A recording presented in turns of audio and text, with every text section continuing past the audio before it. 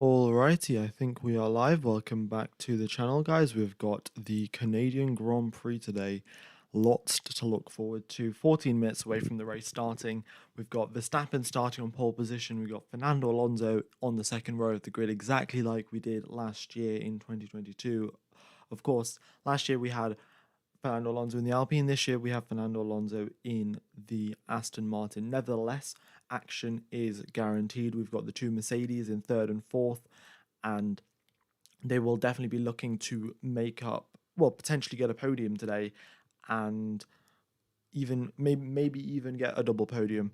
We'll have to see on their pace. Their pace was pretty good in the dry, in the wet, not so great, and it's all right. But the thing is, the management at Mercedes aren't particularly confident in today's race pace because I think what they did, they had to modify their setup so it suited the wet, and then hence the wet setup is not the same as the dry setup, which means that they might be suffering today. We will just have to wait and see as the race progresses.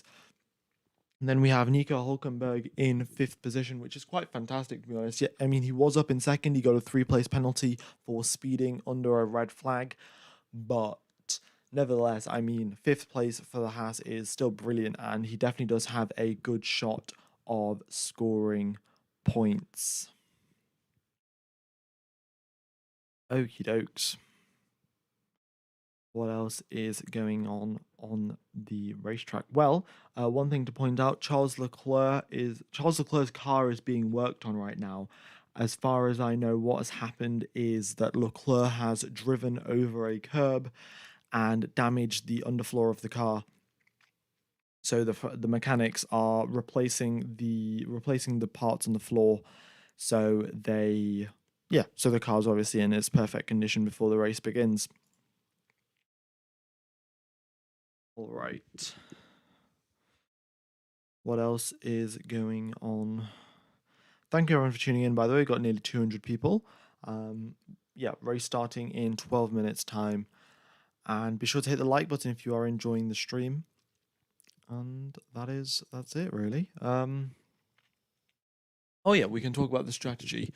So the strategy for today's race, it is either a one-stop or a two-stop. There is possibility of pulling off either strategy, and it really does depend on the track temperature, air temperature, how that progresses throughout the race. Right now it is 18 degrees air temperature, 33 degrees track temperature, which is pretty good. But of course if it gets any higher than that, then we could see particularly high tire wear, which wouldn't be ideal for doing a one-stop strategy. And then the higher the temperature goes, the two-stop strategy, that's how it becomes better, really. And so the predicted strategy by Pirelli is start the race on the medium tires and then go onto the hard tires for 2 stints. And then the second fastest strategy is start the race on the hard tires and then go onto the medium tires for the second stint. So those are the two strategies. Obviously, you can just reverse them and switch around. So maybe start on the mediums, end on the hards. But the thing here, we're in Montreal. In the previous 20 races that we have had here, there have been 12 safety cars. There's a pretty high chance of a safety car. It's a very narrow circuit, very minimal gap for error. And the drivers are always close to the walls, especially on the exit of the chicanes. So a little mistake here or there, and it could mean that they are in the barriers, hence a safety car. So some teams will be using that to their advantage. Maybe they will go on a hard tire stint and try and extend out the strategy as long as possible, hoping for a safety car. Still yet to see, really. Yeah, the tire information will come through shortly, about 2-3 minutes before we get the formation lap. The race is dry. There is no rain whatsoever. There's a 20% chance of rain, but usually when we see a 20% chance of rain, it never ever really rains. So that is that. Who do you think will be in P1 to P3? Well, I think it's pretty safe to say Verstappen is going to win this race, unless there is some sort of major issue that he has with his car, or maybe if he loses his front wing, on lap number 1, but Verstappen is a pretty safe bet for saying finishing first position. Then I would say potentially Fernando Alonso in second place. Well, this is kind of what I want to happen. I want Alonso to be in second position. I'm not really sure if that's going to happen because Aston Martin have brought upgrades this weekend, in fact, but their car hasn't been looking the fastest. And then, well, we've got to wait and see, can Leclerc, Sainz, and Perez make progress up through the field? Because if not, then it will definitely be a Mercedes in that final third place spot. And yeah, so that's really it. If the Ferraris can make progress through the field, if Sergio Perez can make progress through the field, then there'll be a proper fight for the final two positions on the podium. But if not, and if they do get stuck in DRS trains and can't make any progress, then we could see, well, a vastly different outcome. Yes, it is 18 seconds for a pit stop. It's actually quite a lot quicker than most of the pit lanes. Most of the pit lanes, 21 seconds, 22 seconds. Now, saying that it's only a 3-4 second difference, but when you do 2 pit stops, that you save 8 seconds overall compared to the usual pit stop length. So that is pretty beneficial for the 2-stop strategy.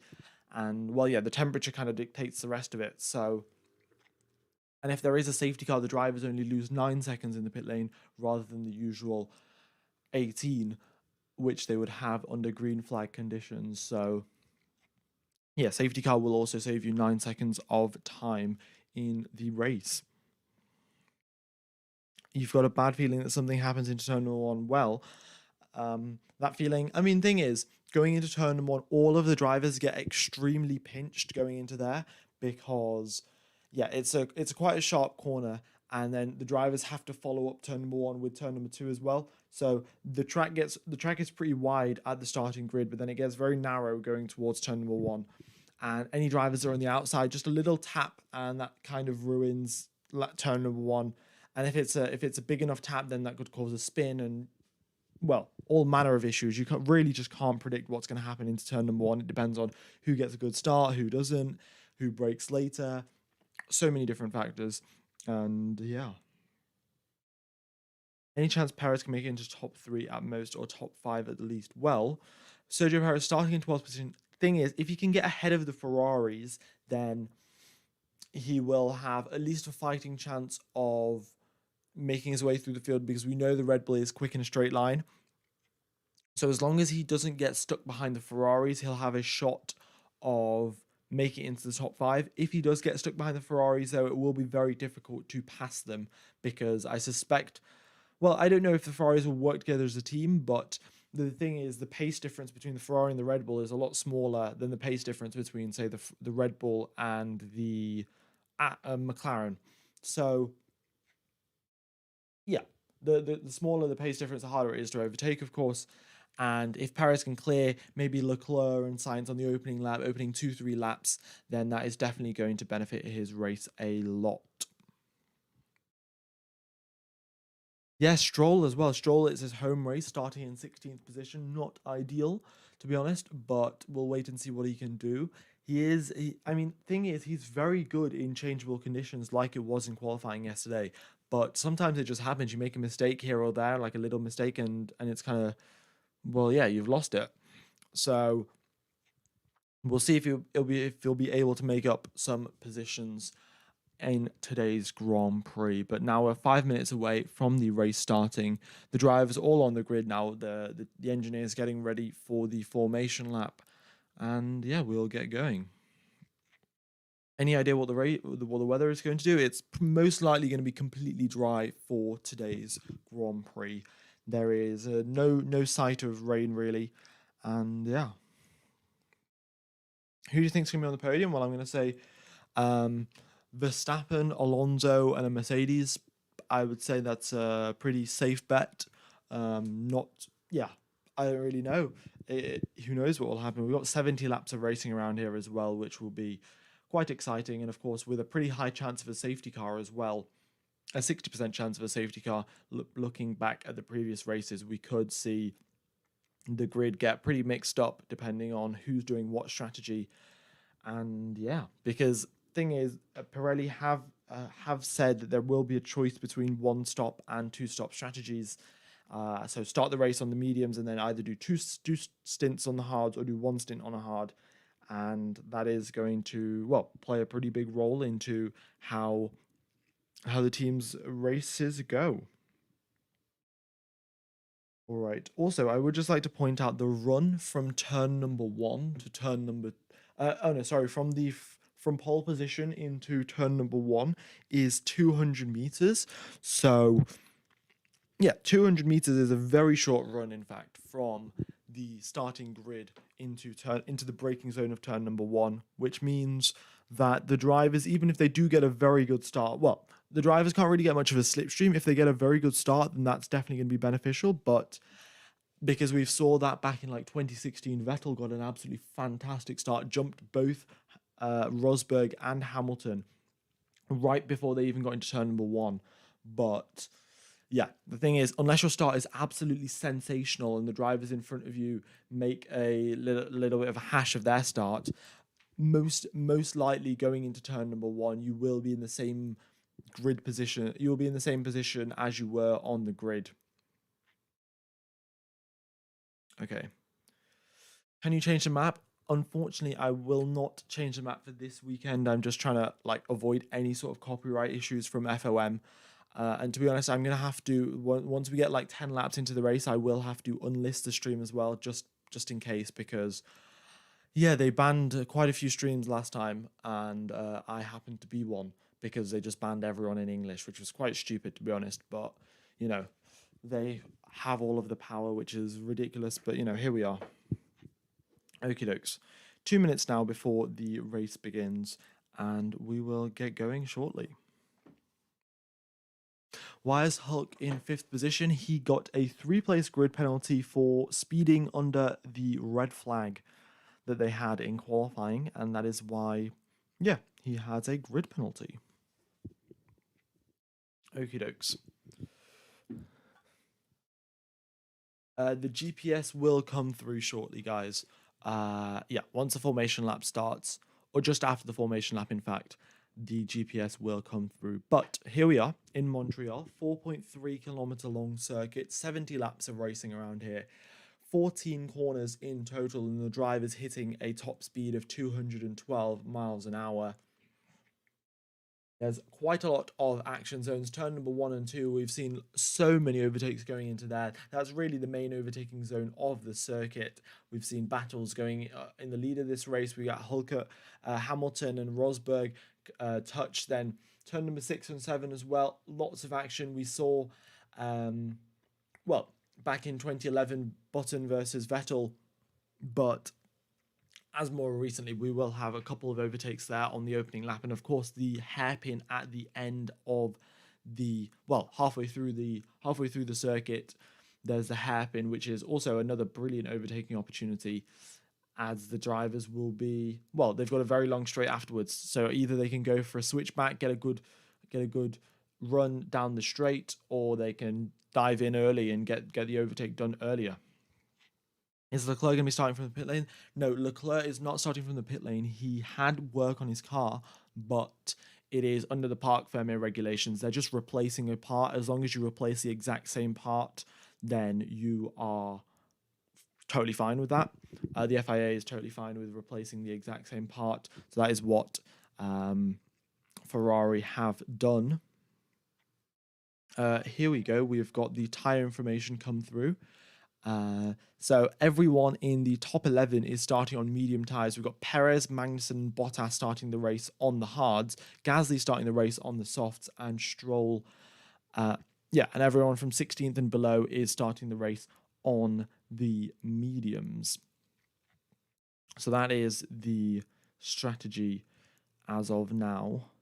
Ooh, 1 second, guys. I may have to... the drivers will be on the formation lap right now. I will have to just mess around with the data for it to come through. Just give me 1 second.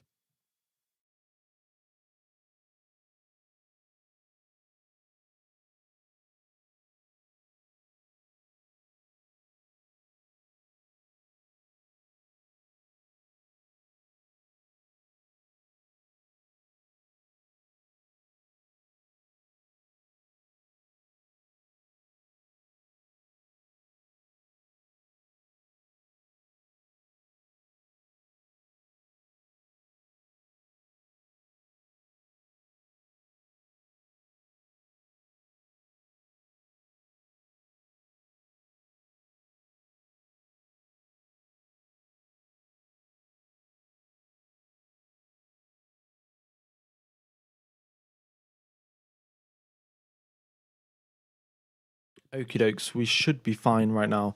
I'm not 100% sure.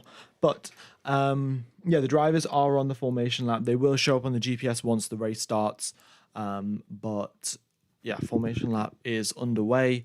Everyone just weaving around, warming up those tires and getting ready to go racing. Why has the map changed from the old one? Just to avoid any sort of copyright issues with FOM.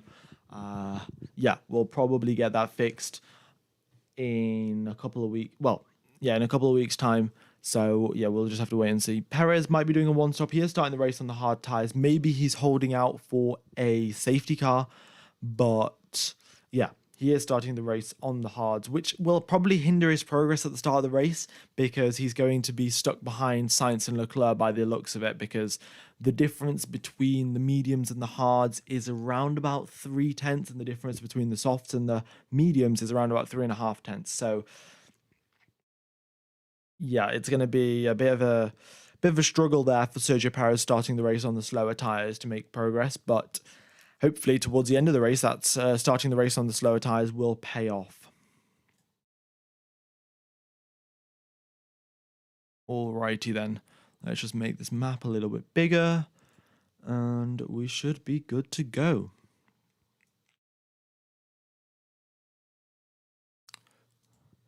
So the drivers are just coming around the grid now, lining up onto the grid. We've got Max Verstappen sat there in first position, and we'll be going racing shortly. Okie dokes.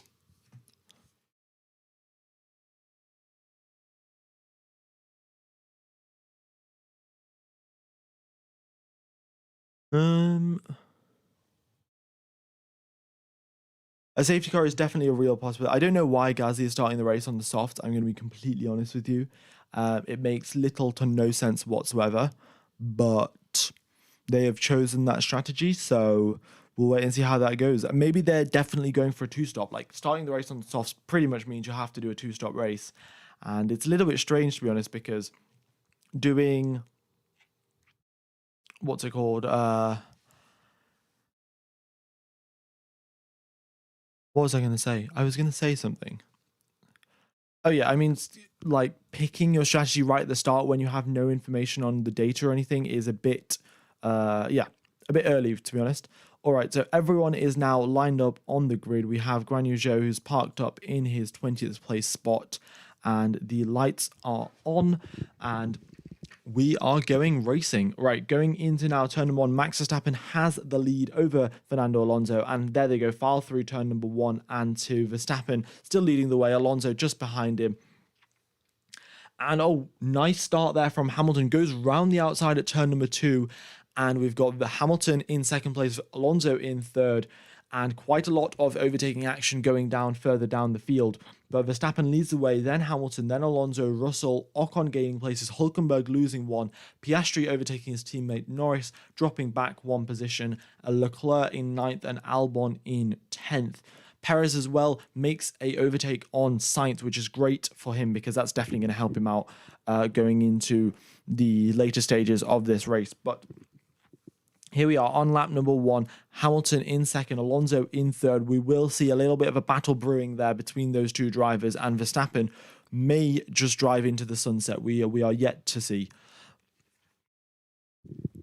Okie dokie. Going down the back straight now for the first time of 30.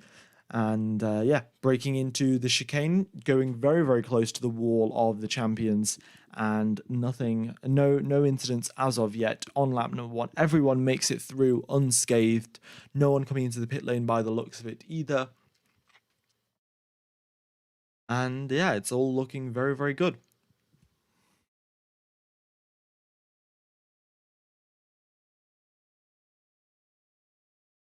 Okie dokes. Oh, in fact, no, we do have Yuki Tsunoda coming into the pit lane, going pitting in on those medium tires. Probably come out on hards, still yet to see, but yeah, he's coming out the pit lane now. We've got Verstappen in the lead of this race, and then Hamilton right behind, well, 1 second behind him, and we've got Alonso keeping Hamilton honest, 1 second, yeah, 1 second behind him.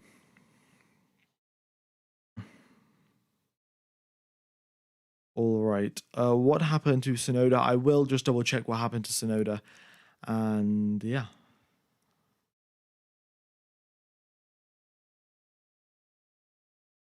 But yeah, all the drivers now just driving around. There's not too much to comment on. DRS will be enabled on this lap.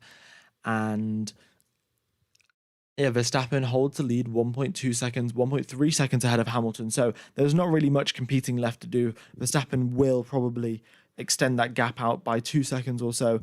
But Alonso is 1.1 seconds behind Hamilton. Now, this is a pretty critical part of the race because once DRS is enabled, he's going to have to try and stay as close as possible.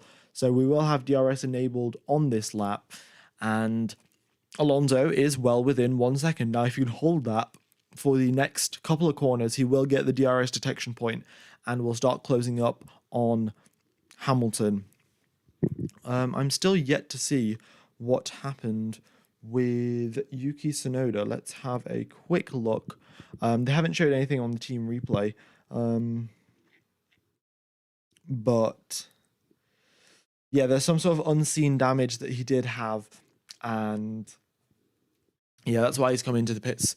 It's yeah, kind of self-explanatory. He had damage, came into the pits. Fair enough.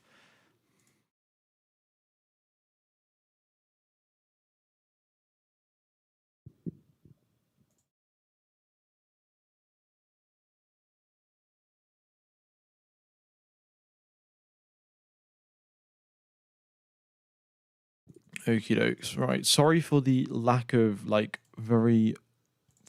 of lots of commentary because I am sorting out a couple of technical issues while this stream is going on, but I've seemed to just fixed all of them now. So let's get back into this race. We've got Fernando Alonso with the fastest lap of the race. He is 8 tenths behind Lewis Hamilton, and we will see him now closing up the gap. DRS has been enabled. He has been using DRS, and we will see him, potentially try to attack Lewis Hamilton very, very shortly. Further down the field, though, we have Pierre Gasly starting the race on the soft tyres. He's attacking Sergio Perez, and by the looks of it, Perez is caught up in a DRS train. We've got from Piastri, Norris, Leclerc, Albon, Sainz, Perez, Gasly, Stroll, and Magnussen all caught up in one long DRS train. And yeah, that's what's happened there. One very long DRS train that has been formed.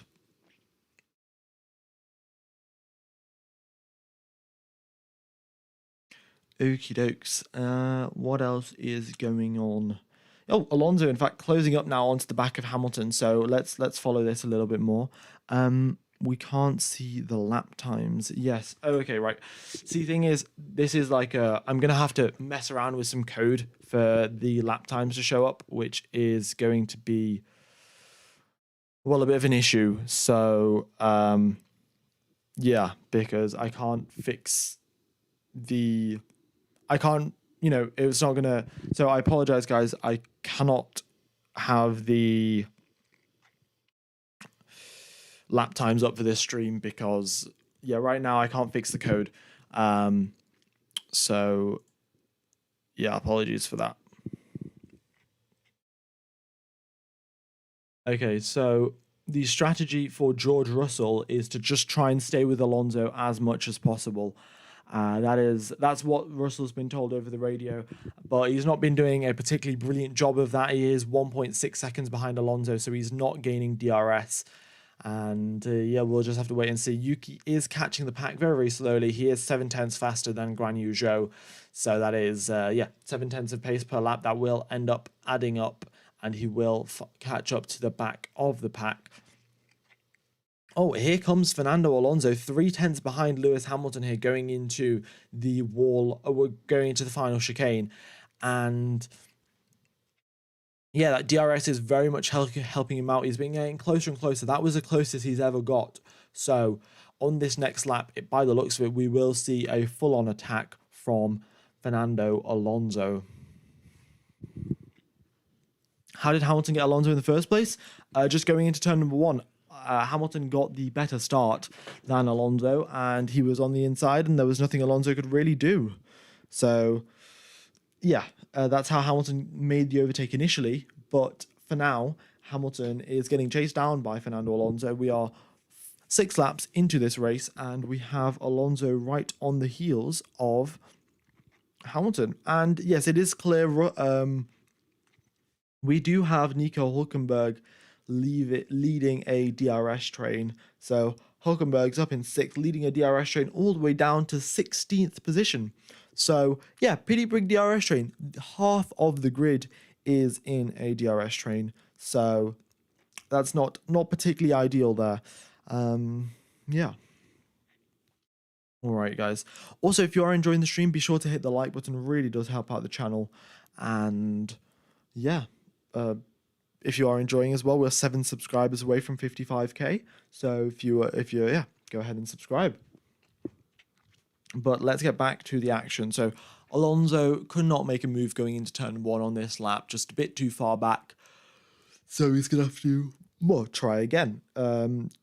Hopefully gain a couple of tenths going through a couple of corners. And also, this actually isn't helping his race, to be honest, because he is now stuck behind Hamilton, and Russell is catching up to him. So Russell now closing the gap. Previously, it was 1.6 seconds. Now it's down to 1.1. Hamilton, by the looks of it, is driving slowly, but not slow enough for Alonso to overtake, but definitely slow enough for Russell to catch up. And that will make it a 3-way fight rather than a 2-way fight. And yeah, that's definitely going to work out in Hamilton's favor, because right now it's Alonso's doing maximum attack and he doesn't have to worry about defending. But as Russell catches up to the back of him, we will see Alonso have to attack and also defend, which is not great. All right, Verstappen has come over the radio and said, I think the tyres are more vulnerable than they were in FP2. So effectively what that means is, what happened to Sargent? He has dropped down a couple of positions and he has stopped. In fact, we've got a virtual safety car on the circuit. Let's just change that on the screen. Yep, a virtual safety car on the track, and we got Logan Sargent stranded at turn number 6. And I will just get an update, but he is I think he's stuck. He crashed on the entry going into turn number 6. Probably, oh no, it's either a crash or an engine issue, but whatever it is, he's stopped at the entry of turn number 6, and it is not ideal whatsoever. They have only deployed a virtual safety car, most likely because there is a marshal post right next to where Sargent has parked up, and hence we're not going to have any sort of issues there. But yeah, I mean, thing is, so Sargent's car has been recovered. He is DNF'd from this race, and we are back to racing under green flag conditions. Yeah, just an engine issue. Parked up the car next to a marshal post, and we are once again racing.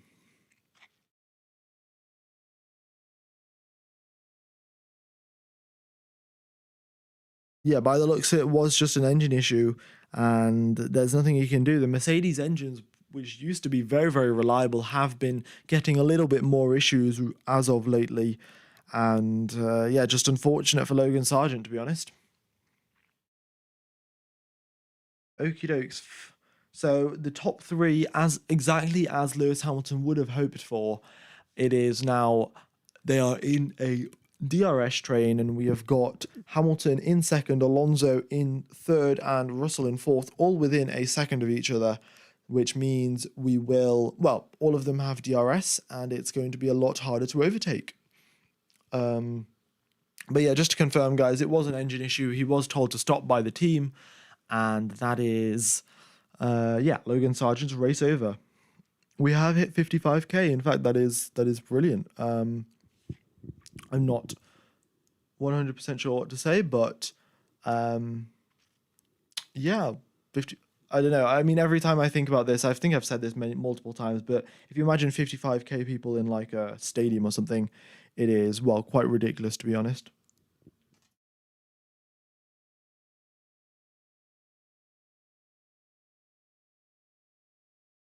Let's see.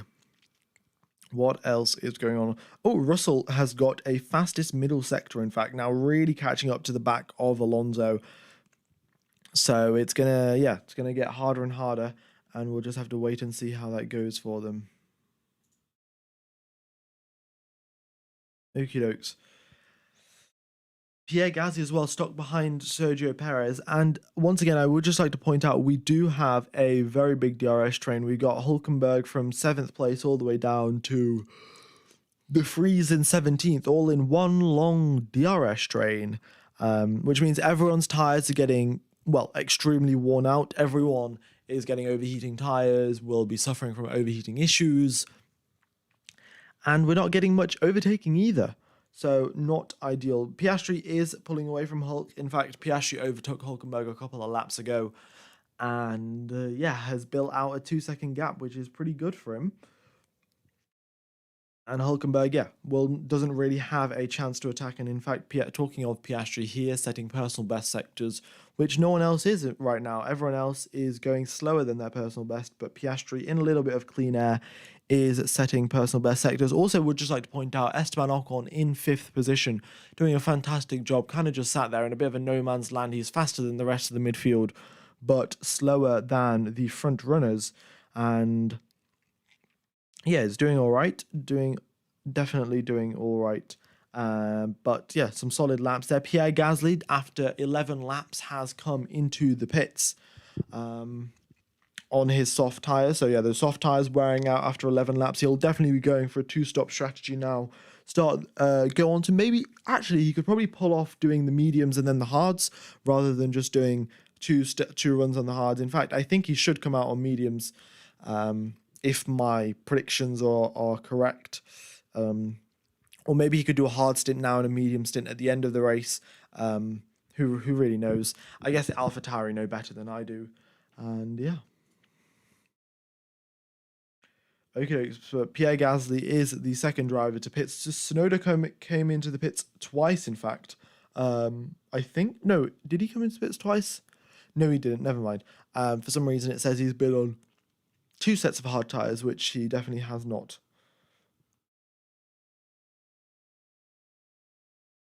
All right. Let's see. We have...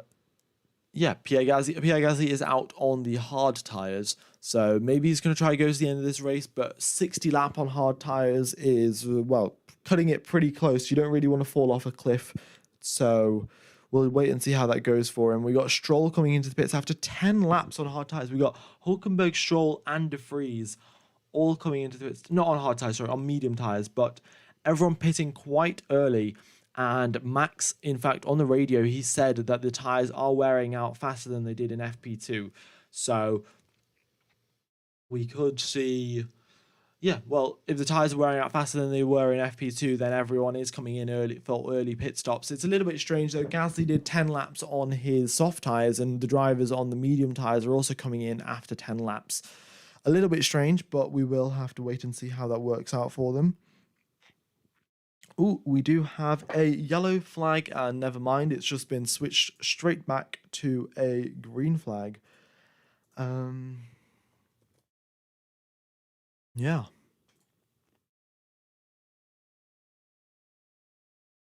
All right, what else is going on the circuit?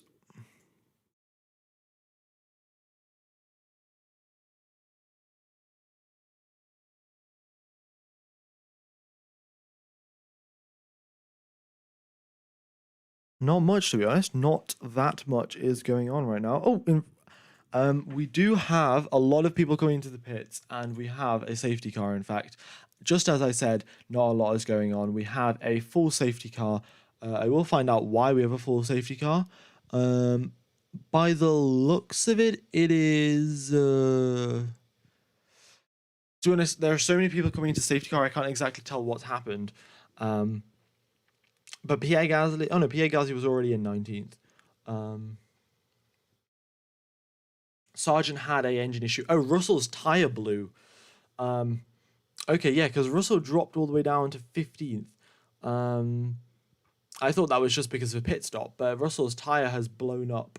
So that's what's happened. We have a full safety car. All of the drivers now coming into the pits. In fact, the Stroll, De Vries, and Gasly will very much be hating their pit stop choice. If they did one or two more laps, they would have, they would have been able to pit under a safety car. But right now, they are, well, they've kind of got screwed over a little bit. Everyone else has taken their first pit stop under the safety car. Perez, Magnussen, Bottas, they are staying out, of course, because they started the race on the hard tyres. And yeah. Yeah, Russell's tyre blew. There's like debris over the circuit. And he is, driving very, very slowly. And yeah, he is in the pits now. I suspect they'll be trying to replace his tyre. I don't know exactly what caused that tyre blowout, to be honest, because, I have one suspicion, but to be honest, I'm not particularly sure. So what I suspect is that Mercedes, they set up their car to, basically, firstly, in FP3, it was wet, and Mercedes were really struggling with getting tyre temperature through into their wet tyres. So we had wet qualifying. We knew we'd have wet qualifying. So what they did, I suspect, is change the setup a little bit to, he hit the wall, right? Well, there we go. That is my bad. Because I didn't got the replay. I got the replay of him just being with his broken tire, but I hadn't got the replay of him hitting the car, him hitting the wall. Russell has come out of the pits on the hard tire, so they have managed to fix whatever issue there was, and he will join the back of the safety car queue in 19th position. So let's have a look at the replay. So going into now, I think it's turn number 8 and 9. Turn number 9 is all right. Then, goes over the curb and then gets oversteer. Well, goes over the curb, the car bounces, he loses control, has to oversteer to correct has to correct the car, and crashes into the barrier in the process. So that's what happened to George Russell. And he was, Oh, in fact, that's quite a lot of damage there for his wheel hub. It must have taken a while to get that off properly. But George Russell. Oh, look at this. Hamilton has just been released just ahead of Fernando Alonso. That is absolute. I mean, I would call that an unsafe release right there. I would love for Alonso to be ahead of Hamilton right now. Mercedes kind of letting Hamilton out into the path of Fernando Alonso. I suspect the Aston Martin mechanics will be all over that, trying to get some sort of penalty for Lewis Hamilton, or trying to get him to give back the position. And it was not the Wall of Champions. It was the exit of turn number 10, I think. Exit of turn number 10, maybe, or 9. So that's what's happened there. What happened to Sargent? Sargent had a engine issue. So that's what happened there. Also, I am going to put the live stream on unlisted because, don't want to be getting banned for no reason. There we go. All right, that doesn't matter. Unlisted has no difference to anyone that's already watching the stream. But yeah.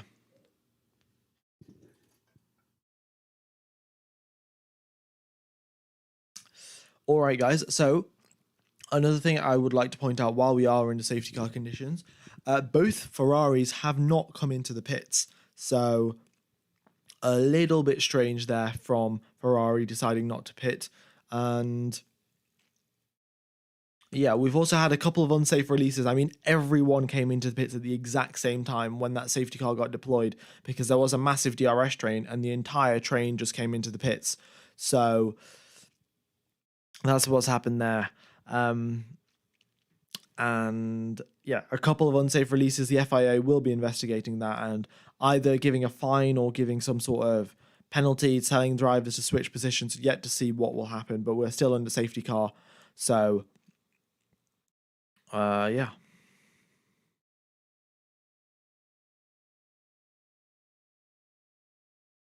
Right, so just a quick update for anyone that has just joined us.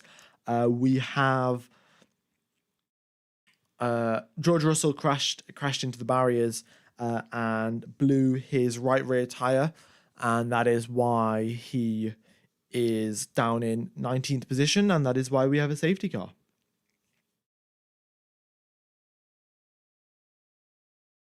Yeah. Okay, why is Russell still allowed to race? Can you trigger a safety car and still continue? Yeah. Um, there is no sort of rule behind if you make a safety car happen, you are not allowed to drive.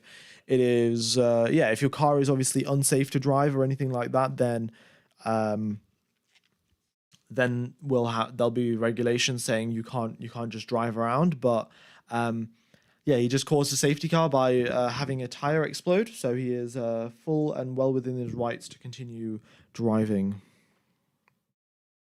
Who had unsafe releases? So we had Hamilton being an unsafe release into Alonso, and I think we had it was one of the McLarens with an unsafe release into Logan Sargent. So, oh no, not Logan Sargent, Alex Albon. Uh, Logan Sargent had a engine issue. All right. So we're still under safety car. They're taking a while to clean up all the debris. I suspect they're doing a little bit of barrier inspection while the cars are on the other side of the track, and yeah, just making sure the barrier's fine and picking up all of the little pieces of rubber that have been like thrown everywhere by that explosion of the tire. Yes, we are still under safety car conditions, and yeah, safety car is not coming in as of yet right now.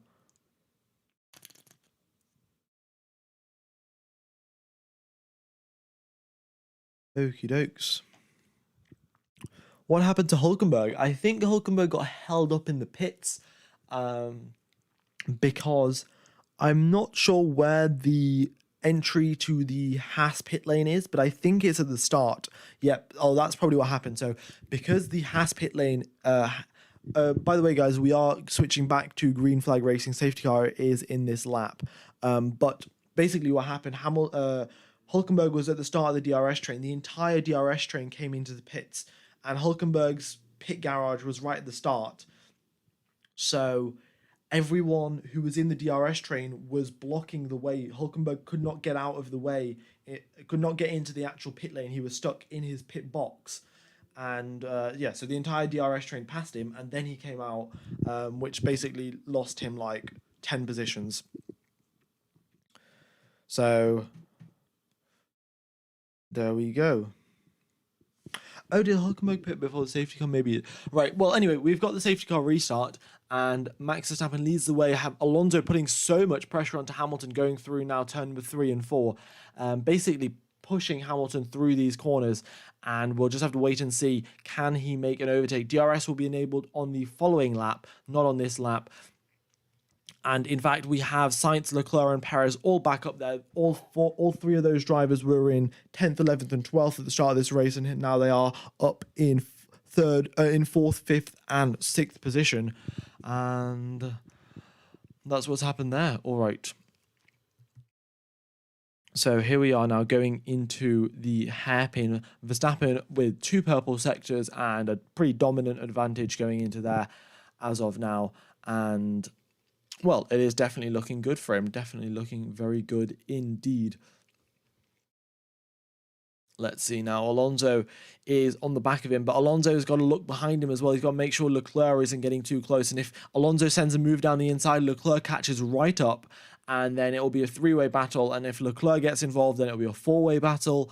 And so yeah, you've got to be careful when you go for a move, because if you do go for a move, you could risk losing positions as well, because we could see everyone else. You could see the drivers behind you actually attack you. So DRS has been enabled on this lap. And, well, if it stays this way, then we will have a DRS train from 2nd position all the way down to 19th.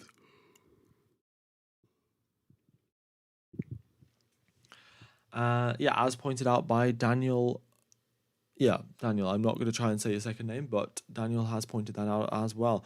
All right, Norris overtakes Piastri on the safety car restart, as Piastri overtook Norris on the race restart. Oh, sorry, the race start itself. And Yeah, so the McLarens have once again swapped positions. Alonso is getting very close to being out of DRS range. He is 8 tenths behind Hamilton, but as they go down the straight, the DRS kicks in and the top speed helps him out going down there. It is not raining, it is completely dry. Every single driver right now is on the hard tyres, and they will be, well, we don't really know. Some drivers might be going right to the end. Some drivers, except the Ferrari drivers. Just so you know, guys, everyone except the Ferrari drivers is on hard tires. So I think it's safe to say Ferrari messed up their strategy again. Maybe that has happened, as it tends to usually happen. Yeah. But everyone else is on the hard tires, and by the looks of it, they will probably do 2 stints. I mean, we've got 50 laps remaining, so you could do 2 stints of 25, maybe a stint of 30, and then some medium tires, but it's not particularly ideal. Because it's a bit of a no man's land. Like, you can't go to the end of this race. Well, you can, but it's like very, very risky, and yeah. All right.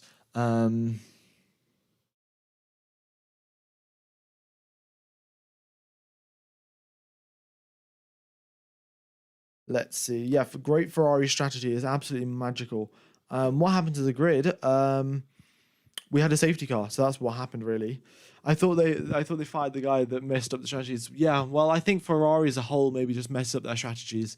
It's pretty tough to say, to be honest. All right, Leclerc has dropped off the back of Alonso, but Sainz is now on the back of Leclerc. So we're going to have an inter-Ferrari battle, and we'll wait and see what happens there.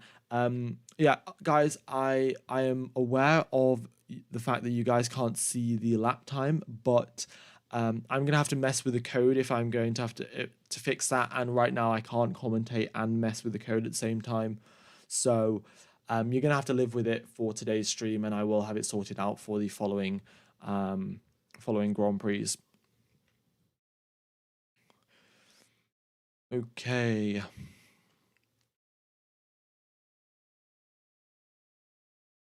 What else is going on the circuit? Well, we have Ocon overtaking Valtteri Bottas, Albon overtaking Oscar Piastri, and Ocon, in fact, making another overtake on Kevin Magnussen, making some significant progress up the field. In fact, before the safety car,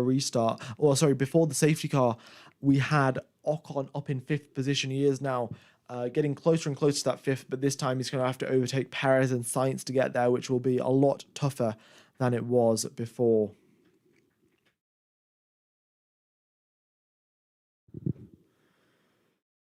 All right.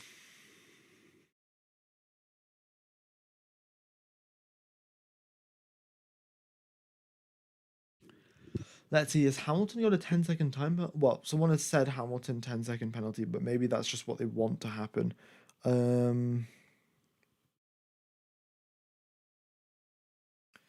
So it's been noted as an unsafe release between Hamilton and Alonso, but there has been no penalty awarded. No penalty awarded. It's just been noted by the FIA. I think, to be honest, what's happened is that there were so many unsafe releases in the pit, and the pit lane was so crowded. The FIA are gonna try and give a little bit of leeway to the teams. Okie dokes. Yeah, Ferrari definitely do need to replace their F1 team with the Le Mans team. For any of you guys that don't know what happened in Le Mans, Ferrari joined Le Mans for the first time in 50 years or something. And they went and won it. So, first attempt, Ferrari just went and won Le Mans. Pretty amazing. Okie dokes. Bottas and Norris overtaking Magnussen. Unfortunately, the Haas car just isn't that quick in race conditions. And Magnussen now in the final points paying position in 10th place. Unfortunately as well, he is on 14 lap older hard tyres compared to the rest of the grid, which means, well, everyone else has faster tyres than him, and it's going to be pretty difficult for him to hold position.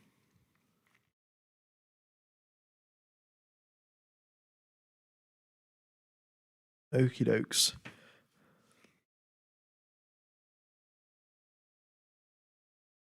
Yeah. All right. Fernando Alonso is right on the back of Lewis Hamilton. He has been for the past couple of laps now. He's been staying within that 5/10, 6/10 window. but hasn't been able to make any sort of solid progress against Hamilton. So here he is coming out of the hairpin. 5 tenths is the gap. If he does get a good exit and DRS, that should help him along to 2 tenths, but it is pretty tricky out there. So let's see how Alonso has the DRS, and here he comes. 2 tenths is the gap going into the final chicane, and Alonso sends one down the inside. What a move from Fernando Alonso up into second place. Hamilton is going to fight this right back into turn number 1, and here they are side by side into turn number 1. Alonso on the inside, Hamilton on the outside, and Alonso just stays marginally ahead, squeezes Hamilton out a little bit, and Hamilton has to concede the position. But the positions have swapped, and we've got Alonso up in second, Hamilton in third. And they, make their way through the middle sector. Now, this time, roles are reversed. Hamilton will be attacking Alonso instead of Alonso attacking Hamilton. Track conditions are dry, air temperature 18 degrees, track temperature 30 degrees, and tyres wearing out faster than usual. Fernando Alonso, though, holding that second position now, and in fact, he's extended the gap out to Hamilton to nearly 1 full second. And if Hamilton does get the DRS, but by 3 milliseconds, Hamilton was 0.997 seconds behind Fernando Alonso. So he's barely got that DRS, and unless he can mount some sort of significant attack on this lap, Alonso will drive away into the distance, because by the looks of it, the Aston Martin car is just straight up faster than the Mercedes, at least in the current setup that they do have. Yeah. All right. Why didn't Ferrari pit? Good question. I think you should ask the Ferrari strategist that, because everyone else in the entire grid pitted, apart from the drivers that started the race on the hard tyres. But Ferrari, just doing the typical Ferrari stuff, just didn't pit because, pitting's for losers, obviously. And that's why Ferrari stayed out. All right. Alonso, though, has broken the 1 second gap to Hamilton through the middle sector. He is significantly faster than Hamilton is, and has extended that gap out to now 1.1 seconds. Hamilton doing his utmost best to try and stay within DRS, because if he does not, then he will fall within the clutches of the Ferrari car. But as they progress into the DRS detection point, Hamilton is 50 milliseconds too far away to get DRS, and coming down the back straight now, Alonso will not have DRS. Hamilton will not have DRS on Fernando Alonso, and now Charles Leclerc has the chance to attack Lewis Hamilton.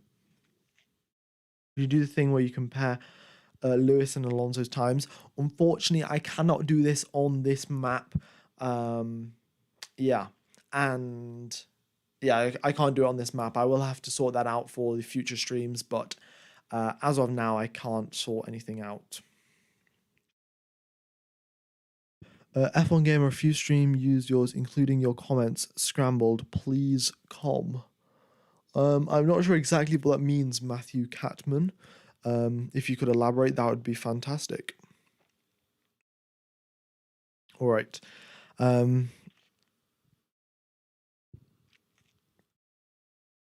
dokes. We are now 25 laps into this 70 lap race, and we have got, the positions from the grid: Verstappen, Alonso, Hamilton in first, second, and third, staying the way that they are.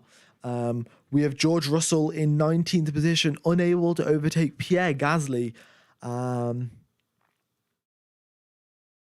It's not particularly ideal there for George Russell. Had that issue with his car and now is stuck in 19th position.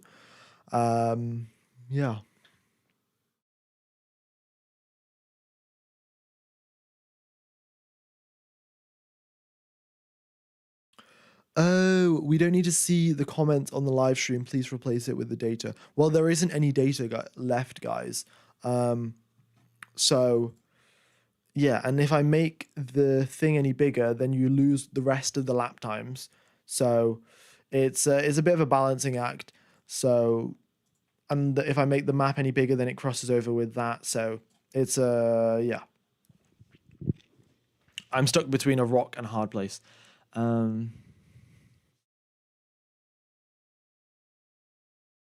This means that someone else is stealing your voice on another channel. Just mention your real channel name. Well, apparently if someone else is stealing. Anyway, let's get back to this race. I'll comment on that in a bit. What about Perez? Perez is, well, he's still on those hard tires. He hasn't pitted yet, but of course he started the race on the hard tires, so it's not ideal. Yeah. Make the map smaller and the data bigger.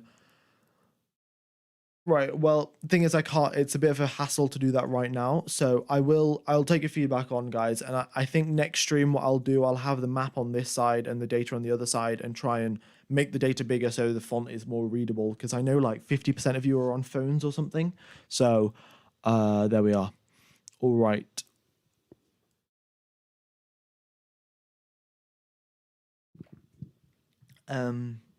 You missed my question from before. Do you think that McLaren can take the fight to Alpine in the World Constructors' Championship? Unfortunately, I don't think they can really. I think the Alpine right now is way too fast for the McLaren to compete. And McLaren have been on and off all season. Some races have been good, some races they haven't. And yeah, McLaren haven't been making the biggest of strides as well. So I'd say at least for this season, apologies for the sneeze. But at least for this season, we'll see Alpine a fair amount ahead of the McLarens. All right. So let's get back to what's happening on the on-track action. We've got Verstappen 3.5 seconds ahead of Alonso, Hamilton 1.5 seconds behind Alonso, and Leclerc 2.5 seconds behind Hamilton. So gaps are pretty big, to be honest. The only potential overtake that we have in the next couple of laps is Norris overtaking Valtteri Bottas for 8th position. Norris with 14-lap-old hard tyres, whereas Bottas is on 28-lap-old hard tyres. So it's pretty good.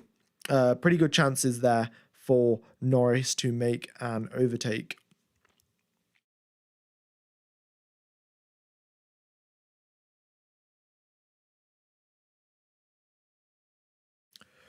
Okie dokes. We are, lap number 28 now, coming up to, well, 1/3 of the way through. We have Lance Stroll coming into the pits after 10 laps on his hard tyres. A little bit strange what he's doing. Oh, sorry, 16 laps on his hard tyres. Not exactly sure what he is coming in for. He's coming in for another set of hards. So, yeah, we'll double check why he's done that. But, yeah, not particularly sure. I mean, he's having a bit of a nightmare of a home Grand Prix, to be honest. In 19th position, last place. I mean, with 43 laps to go, he can definitely go to the end of this race, so he won't have to pit again. But, yeah, to be honest, it's not great. Why isn't Russell overtaking anyone? To be honest, Russell isn't overtaking anyone because we have a DRS train from 11th position down to 18th. So that is why there is no overtaking going on, because everyone is in their own little DRS train, and Gasly's got DRS on De Vries, and that's why Russell can't make an overtake, because there isn't that much difference in top speed. And going through the corners, of course, we still have a little bit of dirty air here and there, which means Russell just cannot get close enough. And the thing is, the Alpine is actually a pretty quick car as well, as we can see from Ocon, because he made pretty swift progress up the field, like two overtakes in a single lap. So Alpine is no slouch, and it's turning out for pretty difficult for Russell to make a move. Oh, and that is another good point from Chris Harris. Russell's car is probably damaged as well. You do get that if you drive too quickly with a punctured tire, the floor gets completely ripped to bits. And, well, as we know, the floor is a pretty important part of the Formula One car, so that's definitely not helping out George Russell either. All right, Nico Hulkenberg in 15th position. Had a pretty, well, just had an unlucky pit stop, really. Just got caught up in the pits and is down in 15th. Lost 10 positions due to that. Yeah. Also, I would like to point out, Stroll didn't have any sort of damage or anything like that. He just came into the pits for a scheduled pit stop. It wasn't like, oh, I need to change my front wing or anything. It's just, yeah, came in for a scheduled pit stop. Maybe that is a strategy, who knows? Uh, yeah. All right. Yeah, Nico pitted one lap before the safety. Okay. Yeah. Well, that's what happens. He lost 9 seconds. You lose 18 seconds pitting in green flag conditions. You lose 9 seconds when you pit under safety car.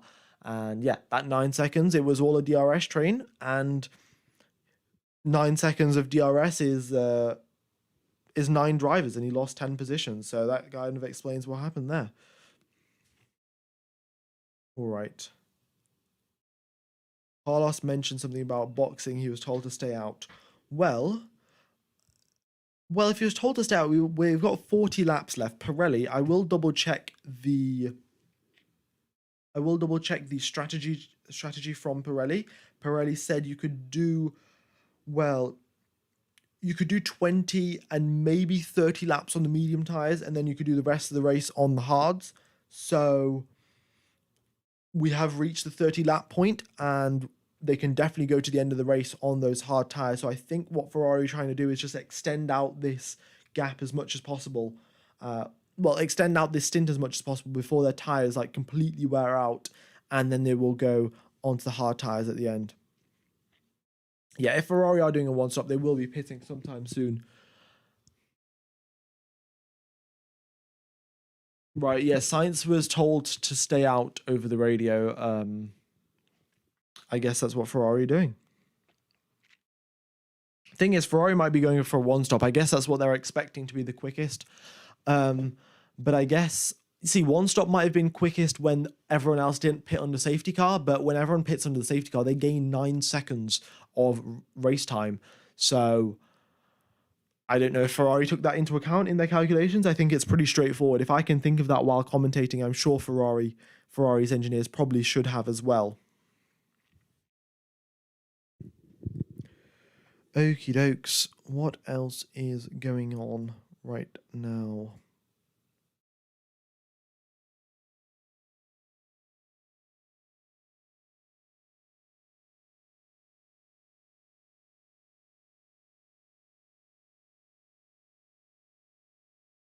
Let's have a quick look. To be honest, not that much action really. Once again, yeah, we have a DRS train from 12th all the way down to 17th. Hulkenberg comes into the pits after doing 20 laps on those hard tires, and yeah, we are approaching the halfway point of this race, but everyone either seems to have spread themselves out or got themselves in a DRS train with absolutely no overtaking whatsoever. Okie dokes.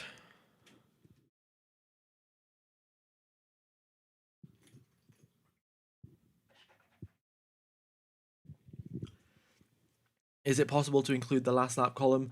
It is possible, but the issue is I'm going to have to mess around with the code of the website to get that to show up. And I can't commentate and mess around with the code at the same time. So I will have that fixed for the next Grand Prix.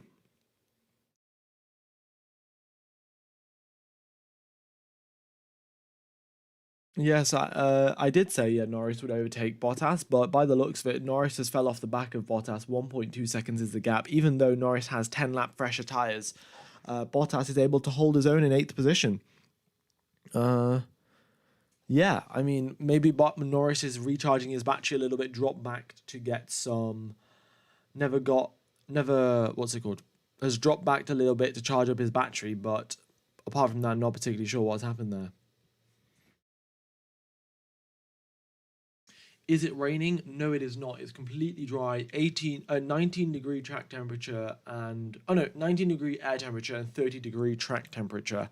We have Guan Yu Zhou coming into the pits. He's done his second pit stop of the race, and yeah, Michael, appreciate the comment, Michael. Thank you very much. Any theories why Ferrari's strategy is so special? I mean, they have to defend their choice after every race, right? Well, thing is, at Ferrari, it's a very it's not a great work culture by the sounds of it. It's very toxic environment. Lots of pressure is applied, and then it's not like say if Mercedes like messes up a strategy, it's like, okay, the entire team made a mistake. Like we all accept that we made a mistake. We're going to learn from it and etc. etc. Whereas Ferrari, it's like it was your fault. You're going to have to suffer the consequences. And it was none of my fault whatsoever. And that's kind of like the ideology that it is at Ferrari. At least that's what I've heard. So it doesn't create the best team environment. And of course, we know Formula One is very much a team sport. As much as it is only one driver in the car, the entire car is built by thousands of engineers and mechanics and technicians. So yeah, if the culture and the values of the team aren't particularly right, then it's not a great environment for building a fast car. All right. Let's have a look at what's going on. Yes, a couple more drivers now coming in to do their second pit stop because, yeah, well, they might as well. We've reached the halfway point of the race. The hard tyres can definitely do 35 laps, and they might as well just come into the pits now and get out on some fresh tyres. Okie dokes. By the way, thank you everyone for tuning in. Be sure to hit the like button. Definitely does help out the channel. And yeah.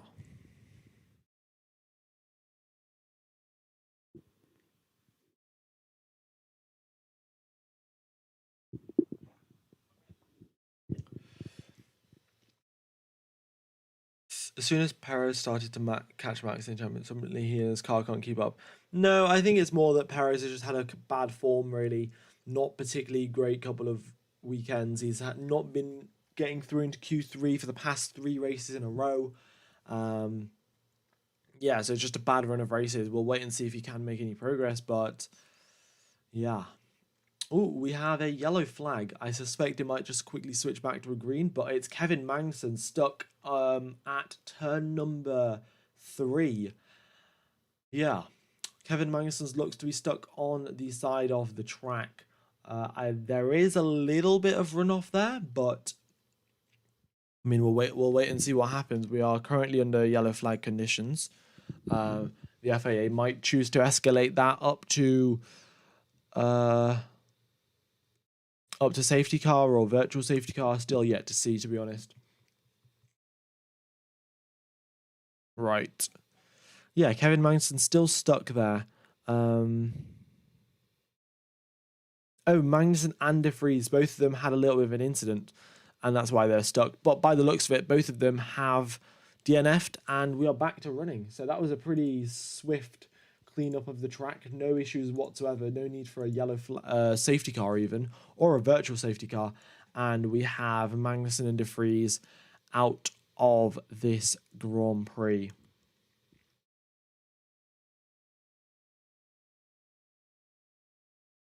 Okie dokes.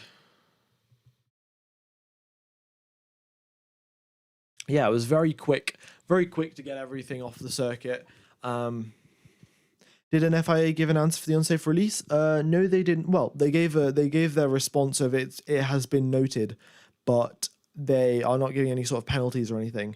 So, yeah, that's what's happened with the unsafe releases. All right, we have Lando Norris dropping 3 positions. Don't know exactly how we dropped 3 positions, but that has happened. We've got Ocon and Bottas both coming into the pits right now, following each other in. So we'll wait and see if there is any sort of mishap. Tsunoda did have a slow pit stop, 6.4 seconds, and yeah. All right. Yeah. Oh, in fact, yeah. So Kevin Magnussen and Nick De Vries both just parked up their cars, and they had the yellow flags waving, and it was. Oh, sorry, they're not out of this race. That is totally my bad, guys. They are just 1 lap down. Yeah. They both went into the escape road, had to reverse out of it, and ended up being 1 lap behind. That is totally my mistake. Because they went grey, like Logan Sargent here is grey and he's DNF, so I just saw the grey and I was like, right, well they've DNF'd. But yeah, obviously not. All right, so we have had Ocon and Bottas come into the pits, and Bottas out on the medium tyres, looking to go 30 laps on those mediums, which is definitely possible. And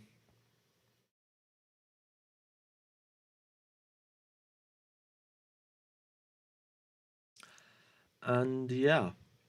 And then we have Ocon going towards the end of the race on those hard tyres as well. Bottas does have the faster tyres though, so potentially he could try and catch up to Ocon and make an overtake. We'll have to wait and see. Perez coming into the pits as well, out on medium tyres as expected. And the Ferraris, I don't know what they're doing. I mean, why, if you're going to do a one-stop race, then the soft tyres are not making it to the end whatsoever, because the soft tyres wore out after 10 laps. So Pierre Gasly was like, yeah, soft tyres are done, can't do this anymore. And now Ferrari have extended their medium stint to 40 laps, which is the same as what Perez did with hard tyres, except Perez is now on the better tyres for the end of the race, whereas Ferrari will be on the hard tyres for the end of the race. Honestly, I mean, Ferrari's strategy, as much as I would like to think they're playing advanced 6D chess, they're just not. So there we are.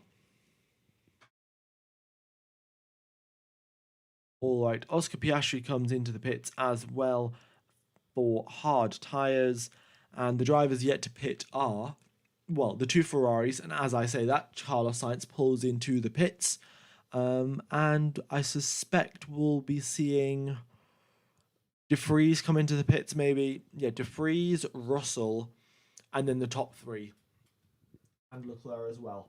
So those were the drivers who are still yet to pit. Yeah. All right.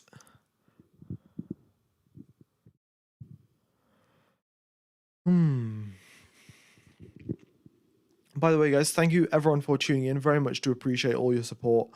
Yeah, I mean, it's just fantastic to have the people regularly tuning in to watch my stream, watch my stuff. It is quite fantastic.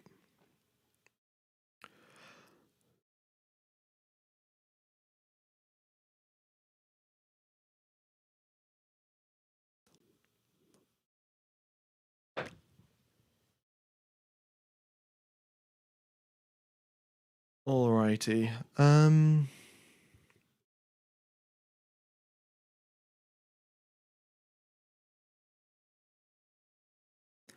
Let's see what else is going on the circuit.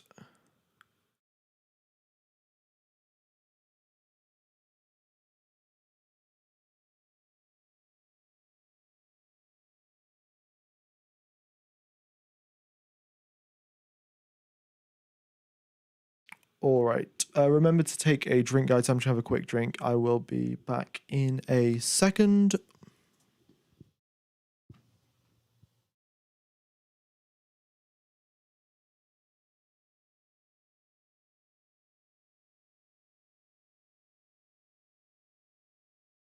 Okie dokes. So here we are then. We have got the Ferraris. Ferraris have come out, and they have come out on the hard tires. So by the way, guys, this is what is happening. Ferrari did 40 laps on the medium tires and now are doing 30 laps on the hard tires. Does that make sense to you guys? Because I mean, it makes 100% complete sense to me. I mean, totally. Honestly, when you told me the hard tires do 30 laps and the medium tires do 40 laps, that's just like the instinct. That's what I do, you know? Yeah. I don't know why they're doing that, but fair enough. I mean, if they're still in P4 and 5, it's worked out all right for them. So there we are. Anyway, so we do have now Lewis Hamilton coming into the pits. He's going on to the hard tyres for the medium tyres, sorry, for the end of this race. Alonso will be pitting probably shortly as well to make sure he doesn't get undercut by Lewis Hamilton. And then we have Verstappen in the lead of this race, only 5 seconds ahead of Alonso as well. So not too big of a gap there between Verstappen and Alonso. Usually, well, in Spain, obviously, it was like 20 seconds or something ridiculous. But between first and second place, but right now 5 seconds. It's a lot better than we've had in a past couple of races. Okie dokes. Fernando Alonso pits on this lap, 1 lap after Lewis Hamilton. He will as well probably be coming out on the medium tyres. We have Sergio Perez setting fastest second sector. He'll be looking to catch up to the Ferraris now. Perez on the fresh mediums, Ferrari on the fresh hards. So, yeah, they're going to be having a little bit of a tussle and see where they come out. Okie dokes. So here is Fernando Alonso. Fernando Alonso out on the hard tyres. Interesting. So we have now 30 laps left to go, and Fernando Alonso has opted to go onto hard tyres rather than the mediums. All right, we have a fastest lap of the race from Sergio Perez. Carlos Sainz gets a fastest third sector after getting a toe off Charles Leclerc. And yeah, so the Ferrari is now looking to extend that gap out to Sergio Perez. Perez has got clean air, and so has Leclerc, but Sainz is stuck behind Leclerc, so we'll wait and see if Perez can catch up. He should be able to. The medium tyres are approximately 0.3 of a second faster than the hard tyres, so, and of course the Red Bull is faster than the Ferrari, so adding all of that up, we should see Perez in a matter of 4 or 5 laps be on the back of the Ferraris. All right, let's see what else is going on this Grand Prix. Well, we have Max Verstappen leading, coming in from the pits, coming into the pit, sorry, and coming out on which tyres exactly? Let's have a look. I suspect it'll be the hard tyres. They'll just play it safe. There's no need to risk it and go onto the mediums. But yeah, once he crosses the first sector line, we'll find out. They said dark clouds incoming, and you can see the weather changing. Well, we'll have to wait and see for that, really, because I love they tend to hype up the weather a little bit when the race gets a little bit boring, as it has been for the past couple of laps. They tend to really hype up the weather to try and get us, a little bit excited. Aston messed up Alonso's pit stop. By the looks of it, I don't think they have, because the gap between Alonso and Hamilton is 5 seconds. But I'm watching the pit stop right now, and it was a smooth pit stop. Two seconds there from Aston Martin. And we have Alonso ahead of Lewis Hamilton. Okie dokes.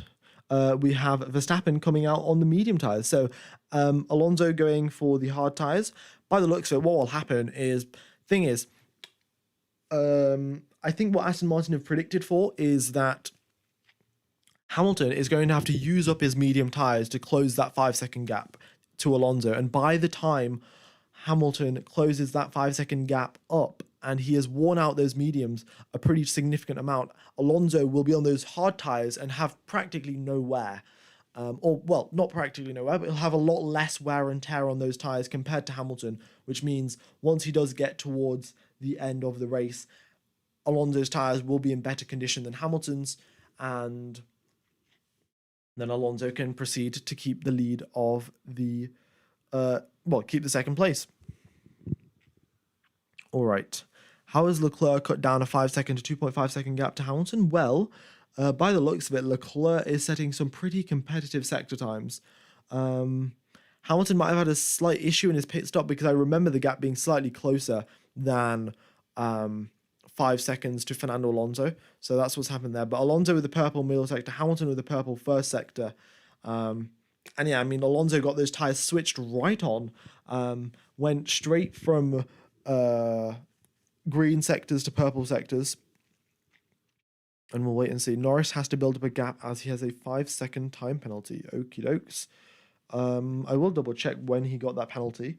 But yeah, no, I think he did have some sort of issue, push someone off the circuit, or oh no, he got an unsafe release maybe. Let's have a look. Yeah, a 5-second time penalty for unsportsmanlike behavior. So that's what happened to Lando Norris. That's why he has a 5-second time penalty. The gap currently between himself and Stroll is 1.5 seconds, so not particularly great. And if he even gets into the points, he will have that penalty to deal with. So that's pretty unfortunate there for Lando Norris, but we'll have to wait and see. Hamilton lost 1 second in the pits. All right, well, that makes sense, doesn't it? unsportsmanlike behavior for when the safety car was out. So I'm not sure exactly what he did, but yeah, I mean, if FIA have deemed it unsafe, then and unsportsmanlike, then oh, I know what he did. What he did, because Piastri was ahead of him, he backed everyone up in the pit lane. He was like, right, I'm gonna drive at like 20 miles an hour, and because the pit lane is only one car wide, you can't overtake me. So that's what Norris did, because to build up, so Piastri could come into the pits, they could get they could get Piastri out of the pit lane, and Norris would not be held up. So basically, Norris just held everyone up in the pit lane, and that's why he got a 5-second time penalty.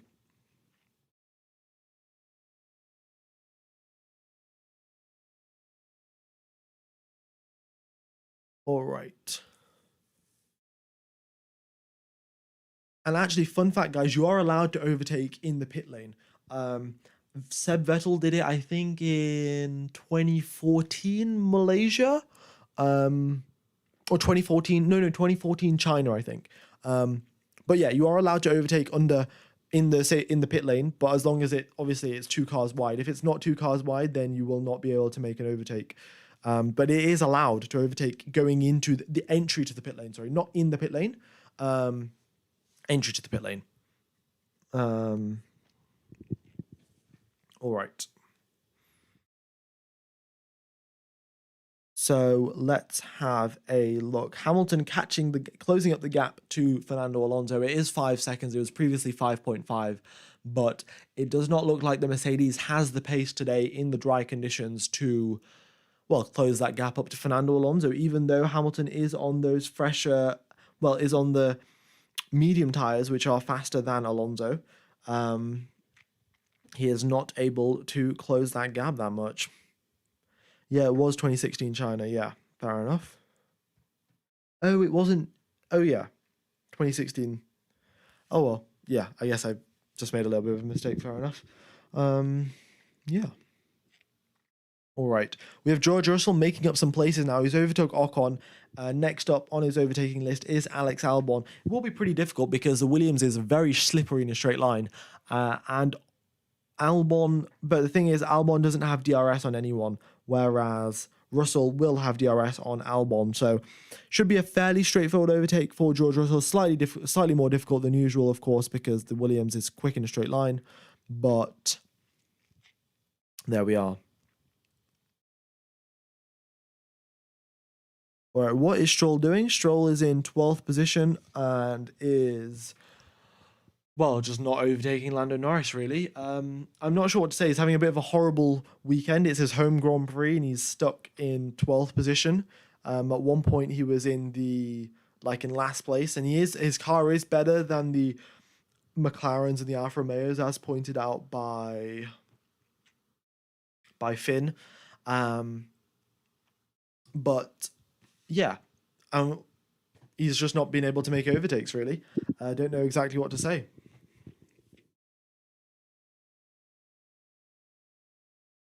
All right, Lewis Hamilton.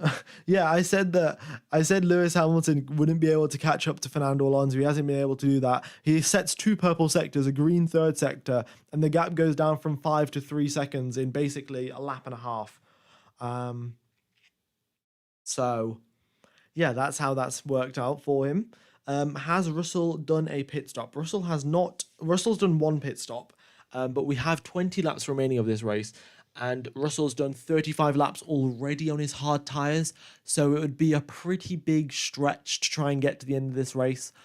So I suspect what he's going to do is wait a couple more laps, come in for the mediums, and do the final 20 laps of the race on the medium tyres. Yeah. How's the weather? The weather is looking dry as ever. The clouds seem to be just, the normal standard clouds, not particularly rainy clouds or anything. And yeah.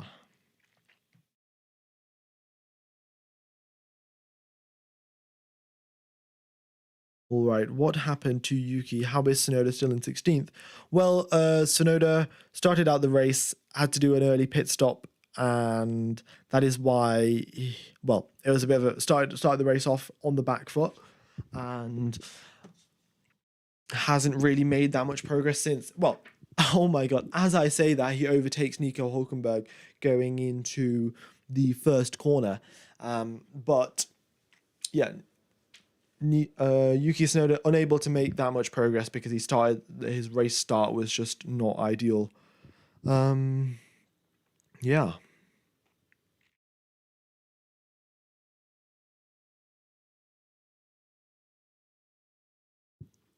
Okie dokes. We have now 20 laps remaining of this race, and we have Max Verstappen with a 5 second lead, and then we have Fernando Alonso 5 seconds behind him. Let's have a look.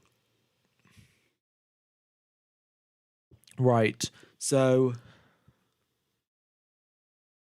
so Fernando Alonso is come over the radio and said, "Tell me when to stop lifting and coasting."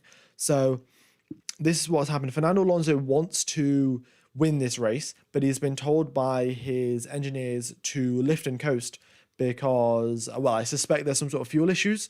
Maybe they put a little bit less fuel in the car to try and get a good race start. But Alonso's come over the radio and says, "Tell me when to stop lifting and coasting, and at which corners and everything to try and, well, catch up to Max Verstappen." Now, I think it's a little bit naive because, well, Verstappen probably has a lot of pace in the bank, and he's on medium tires. Alonso's on hards, so yeah. But Alonso obviously wants to try his absolute best to try and catch up. So he is doing a little bit of fuel saving right now. Yeah. Yeah, Alonso needs to play the waiting game. That makes sense. With 20 laps remaining of this race, once we get towards the final 7 laps or so, the medium tires is going to start significantly wearing out. So the hard tires will be quicker at that point of the race, and he's going to try and catch up then.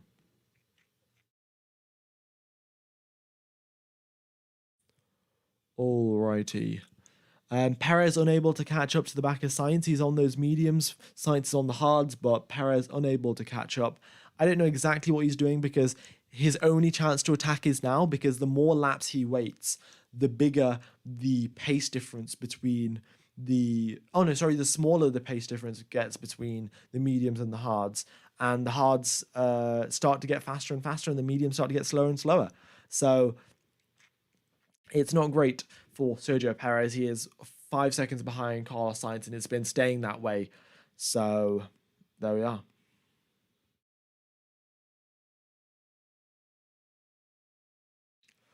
All right. Russell as well has been stuck behind Alex Albon for quite a while, and well, Albon is putting up a fantastic defense, to be honest, against George Russell, just placing the car in the correct positions, not letting Russell overtake. Of course, Russell does have a slightly damaged car, which is hindering him, but Albon doing a fantastic job of keeping that Mercedes behind him.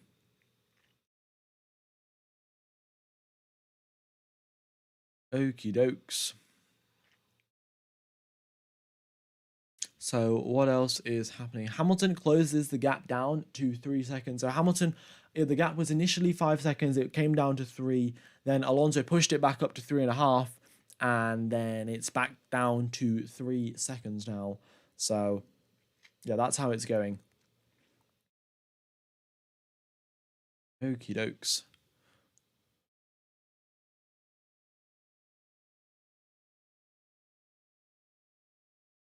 Right.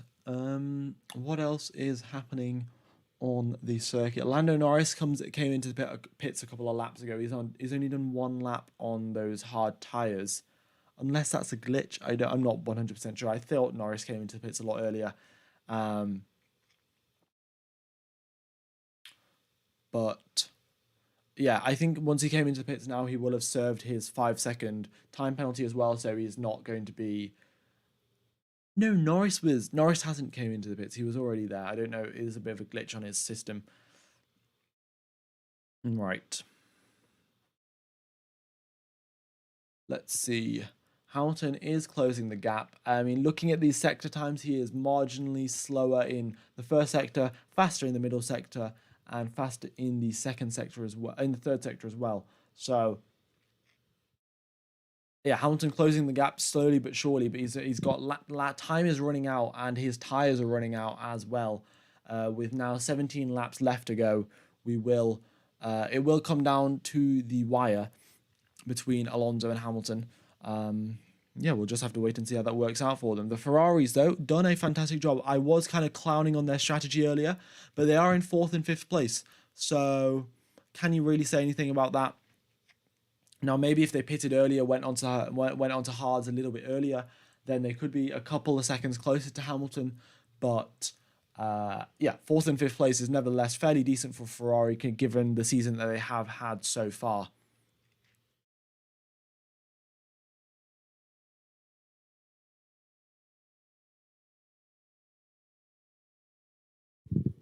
Okie dokes. What else is going on the...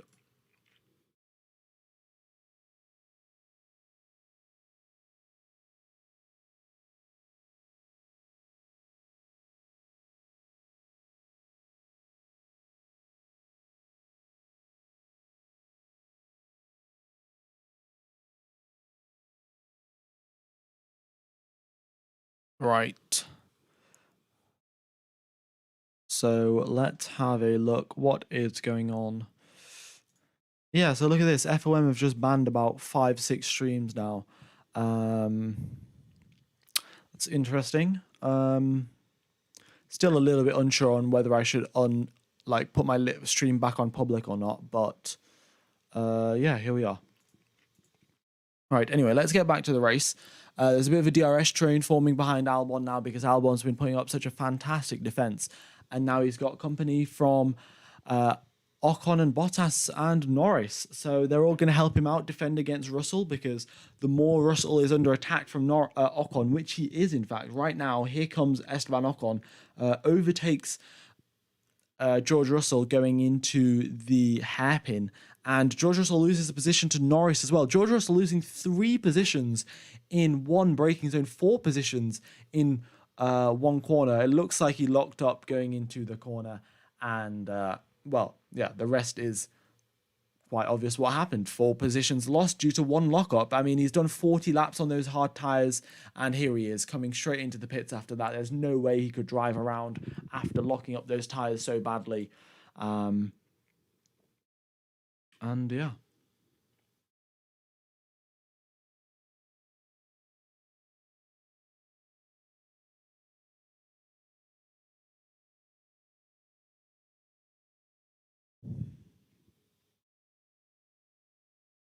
All right. George Russell, it will be coming out, I suspect, on medium tires. Not 100% sure, but we will have to wait and see. Also, guys, if you are enjoying the stream, be sure to hit the like button. Definitely does help out the channel. And yeah.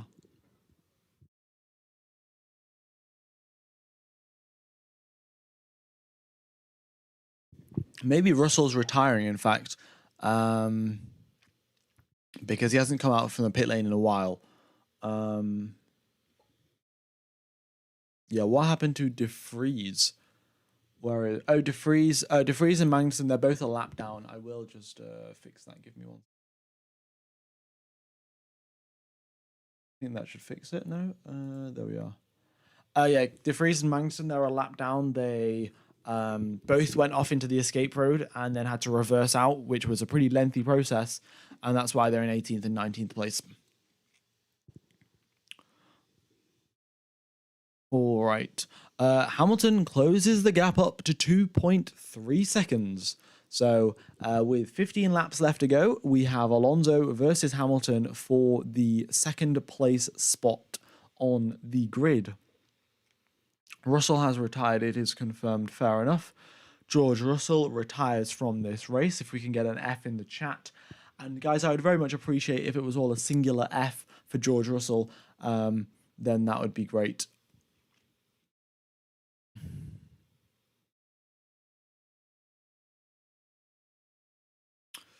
I mean, Pass, you have literally just gone and typed 4 Fs there, buddy.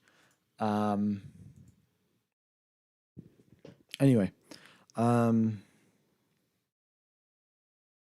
So we now have Alonso now is under pressure from Lewis Hamilton. 1.7 seconds is the gap between Alonso and Hamilton, and we are going to see them get closer and closer as time progresses. Yeah, thing is now every single lap that passes, we will have more and more, um, more and more. What was I going to say? The advantage, sorry, the advantage shifts towards Fernando Alonso. Every single lap that passes, the advantage is going towards Fernando Alonso. His tires are getting faster relative to Lewis Hamilton's tires. And yeah, so Hamilton has to make this overtake as quickly as possible. And he's brought the gap down to now 1.6 seconds.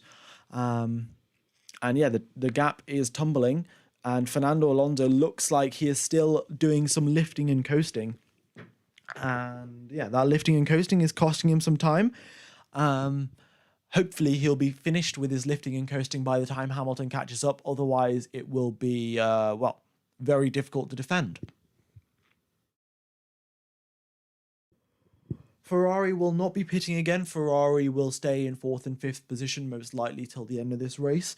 They aren't particularly under much pressure from Sergio Perez. In fact, the gap from Sergio Perez on the medium tyres has dropped 3 seconds from the Ferraris, rather than gaining 3 seconds. So he's now 8 seconds behind the Ferraris, whereas previously he was 5 seconds behind the Ferraris.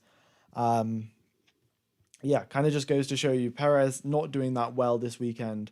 And he is on the faster tyres as well. All right.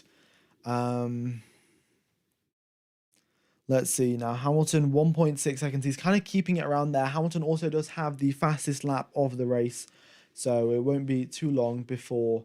Well, we'll wait and see if he keeps that fastest lap, or does Max Verstappen have some more pace in the bank before he sets the fastest lap out. What are your thoughts on De Vries, Piastri, and Sargent? Well, they're the 3 rookies for this season, and I'd say De Vries has done an all right job keeping up with Tsunoda. Definitely not as quick. Piastri's made some significant progress. He used to be a fair amount behind Lando Norris, and now he's caught up. He's pretty close to him in most weekends, and then Logan Sargent as well. He's been doing all right, but he's kind of been hindered by the fact that Williams, they aren't manufacturing upgrades quickly enough. Alex Albon gets upgrades, got upgrades this weekend, and Logan Sargent is going to have to wait an entire month before he gets the upgrades at Silverstone. So yeah, he's kind of been held back by the fact that Williams have a fairly small team and they aren't been able to manufacture upgrades quickly enough for both Sargent and Albon. So there we are. That's my opinions on the rookies, but they've all been doing some pretty solid progress, to be honest. And yeah. All right. Ocon, 3/10 behind, or 4/10 behind Alex Albon. So Alex Albon was defending against a George Russell. That George Russell has now come into the pits due to brake damage. And we have Esteban Ocon now pressuring Alex Albon. Now, Alex Albon is, well, he's going to go to the end of this race on those tyres. And yeah, his tyres are now 25 laps older than Ocon's tyres. So Ocon has a fairly significant advantage over him. But as we saw before, Albon was doing a fantastic job defending. And if he can just continue doing that, it would be brilliant because he could score some points for Williams. Oh yeah, no, I totally forgot about the Spanish rookie, Fernando Alonso. I see. Well, that joke. If you guys that don't know, Fernando Alonso took part in the young drivers test at Abu Dhabi at like the end of the 2021 season, I think, or 2022 season. Oh no, it was the end of the 2021 season. He took part in the young drivers test, even though he was definitely a very experienced Formula One driver. I think he got to do that because he wasn't in Formula One for the past like 3 years or something. He left in 2018, so that's why. But there we are. Okie dokes. So let's have a look now. Gap between Alonso and Hamilton, 1.6 seconds. It's just been hovering around there, really. and Hamilton not being able to get that much closer. And with 20 laps done on those medium tyres, they are starting to feel the wear and tear, whereas Fernando Alonso, he's done 20 laps on his hard tyres, and that's what they were designed to do. They're designed to do 40 laps.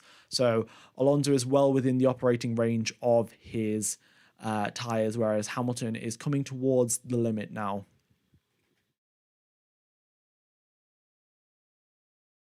Oh yeah, Fernando Alonso is in the second year of his second year in Formula One, of course. Definitely not done like Fernando Alonso has competed in 1/3 of Formula One races. I mean, that's ridiculous. He is literally 33% of 33% of Formula One history. That is yeah, I mean, just a silly, absolutely ridiculous stat, to be honest. Not much else to comment, really. 33% of races Fernando Alonso has taken part in. Yeah. All right. Hamilton now dropping back. Gap is up to 2 seconds. So it looks like Hamilton his tyres have now come to the limit. He's done 20 laps of pushing on those mediums to try and catch up, but there's nothing more he can do. Fernando Alonso still has pace in his tyres. He was 1/10 faster, 1.5 tenths faster in the first sector alone. And I think the gap is only going upwards from now. Perez should push hard, get a free pit stop, and go for the softs and a fastest lap at least. Well, yeah, he could do that, in fact. Yeah, he's got 9 seconds of a gap ahead of him and 23 seconds behind him. It takes 18 seconds to drive through the pit lane, plus a 2-second pit stop. Even if Perez pits now, he comes out 3 seconds ahead of Albon. So Perez could definitely go for the fastest lap of the race. But I suspect Max Verstappen will be wanting that because Verstappen has led every single lap of this race. And if he gets fastest lap as well, that will be a grand slam because he got pole position. And yeah, pole position, led every lap, and fastest lap of the race.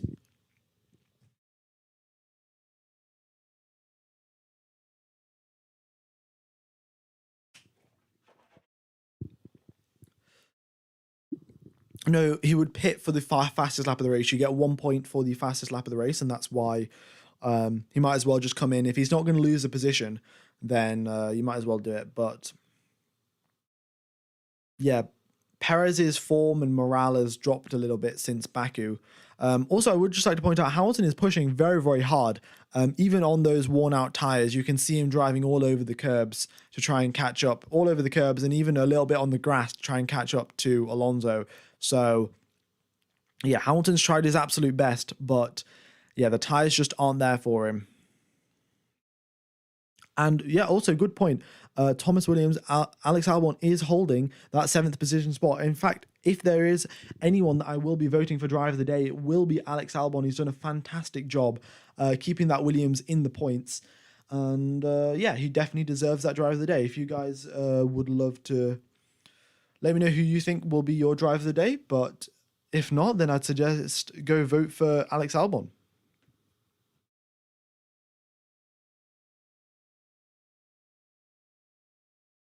All right, gap between Alonso and Hamilton, 2.6 seconds. So that has gone up from 1.6. And yeah, not looking good. Not looking good whatsoever. Bottas as well. Bottas, to be fair, done a decent job. Unfortunately, just been overtaken by Lando Norris while we were saying that. I don't know how he's been overtaken. Well, I know how he's been overtaken because the McLaren's a faster car than the Alfa Romeo. But yeah, we've got Bottas on 26 lap old mediums and Norris on 28 lap old hards. So that's kind of the switch. That's the kind of the switchover point. Once you get to 25 laps or so, the medium tires start to be slower than the hard tires, and we see that exactly with Alonso and Hamilton. Hard tires 22 laps, medium tires 23 laps, and Hamilton is dropping back. Norris, I think Norris served his penalty. I'm not 100% sure. He might have served it in the pit lane. So, yeah.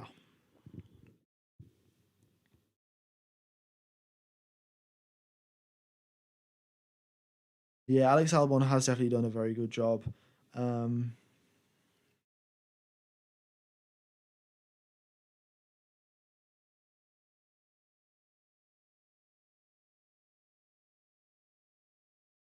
Okie dokes. What else is happening right now on the racetrack? Well, we've just got Ocon putting loads of pressure on Albon, and Albon doing a fantastic job defending against him. There's not really that much I can talk about because every time that Ocon gets close, we just see Albon put the car in the correct place, and Esteban Ocon cannot get past. All right. Well, Lando Norris has not served his penalty, so he will have a 5 second time penalty applied to him. So yeah, I think he has it. I mean, I don't know. I will just have a double check if I can find out what happens there for Lando Norris.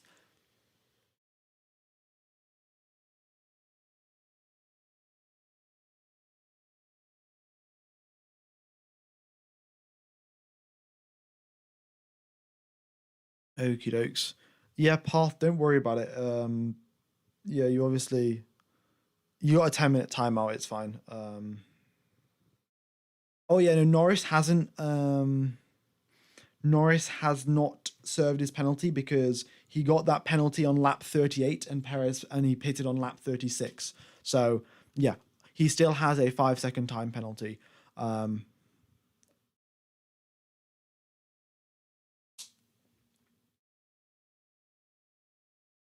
all right. Yeah, by the way, I would like to point out Albon is on 52 lap old hard tyres, as BMG 313 has pointed out. Um, So, yeah, that is fantastic from Alex Albon. 53 lap old hard tyres. I mean, he did this back in Australia. There's like I think it's a 58 lap race in Australia or something, and he did 51 laps on hard tyres. I don't know how he does it, but he can manage 53 laps on hards, and we've still got 3 laps left to go now. So, yeah, Alex Albon doing a brilliant job holding that 7th place down.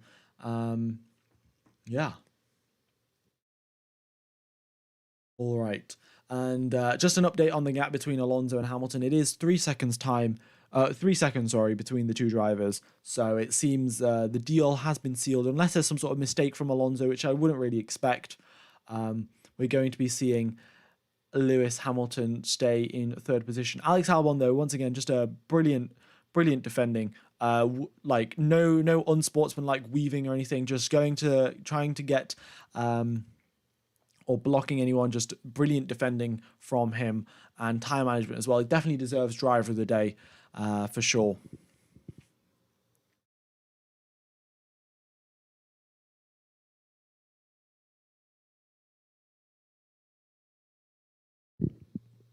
All right. Sergio Perez driving over the curbs and having some sort of issues there. So, yeah, where the curbs are pretty lethal around here, pretty big vibrations as well. Nick DeFries has the wrong color. Nick DeFries, I think. Oh, well, thing is the difference between the Haas and the AlphaTauri is basically identical. Like you can't really tell. So yeah, maybe I can change that, but there we are. How you're jinxing Albon, right? I don't know. Well, we'll wait and see. We have got what 2 laps remaining of this race, and Albon doing a fantastic job. What will that be? 7 points will be 8 points for Alex Albon, I think. 8 points if yeah, 1, 2, 4. Yeah, 8 points for Alex Albon. That'll be fantastic. I think that means they might not be bottom of the constructors. Let's have a look at the standings. So for the Constructors' Championship, they will put themselves up into 8th position. Oh no, 7th position, sorry, in the Constructors. And yeah, they've currently got 1 point right now, but another 8 points will bring them up into 7th position. All right. Have you ever been to a Grand Prix live? Unfortunately, no, I have not. I'm in the UK, and the tickets to Silverstone are very expensive. I could probably get them, but yeah, I mean, thing is, once you're at the circuit, obviously it's a completely different experience, which I definitely should try out at one point. Yeah, but I haven't gone to any race so far. Oh yeah, Super GT doesn't get jinxed so easily. If you guys would get that reference of Super GT, then Yeah, you watch the same YouTube content as I do. Well, yeah, watch the same YouTube content as I do. Super GT, Alex Albon, basically the same person. Actually, no, they are the same person. Yeah.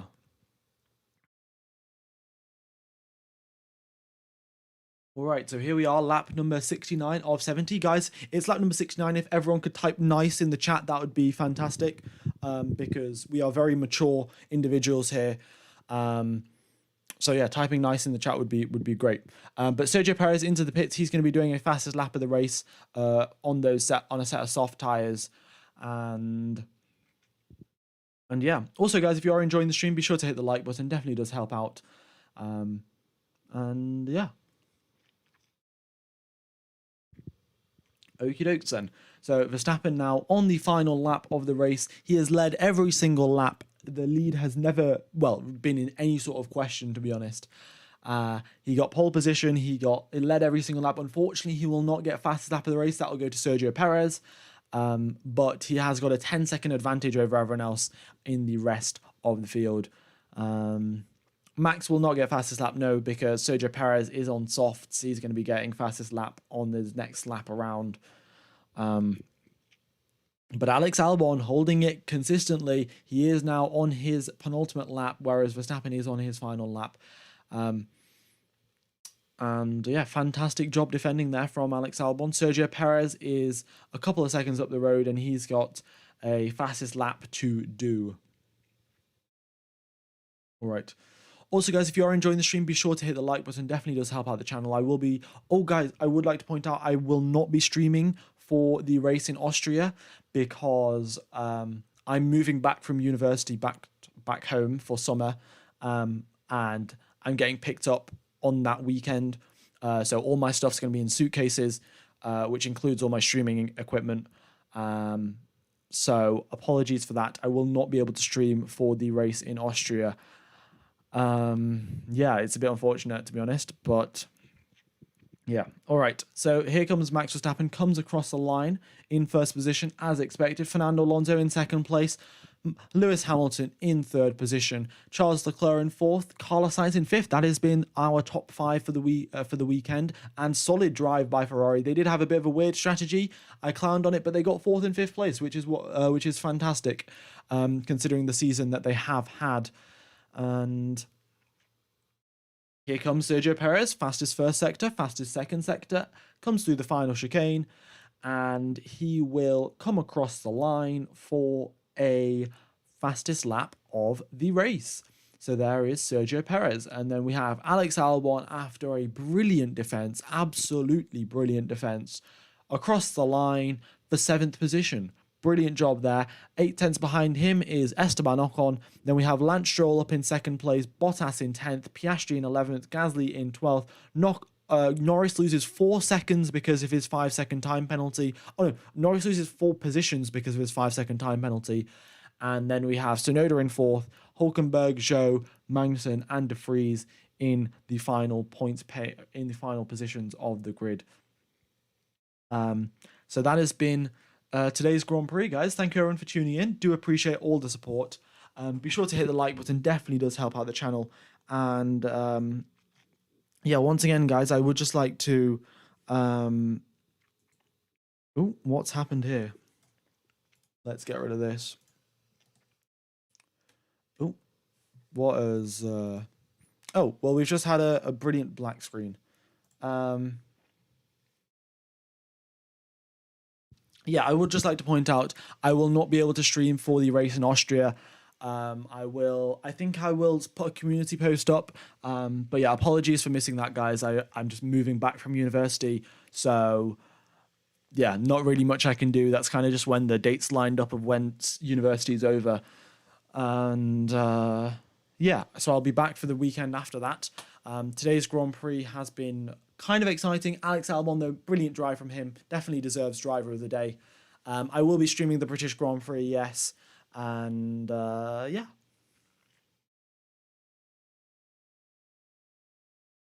All right. Thank you, everyone, for tuning in as well. Yeah, very much do appreciate all your support. not that much else for me to really say. Yeah. So I will see you, I think, in 3 weeks' time. That's when the British Grand Prix is. And yeah, see you all later. Have a wonderful morning, evening, afternoon, or night, depending on where you are in the world. And I will see you in 3 weeks' time. Cheers, fellas.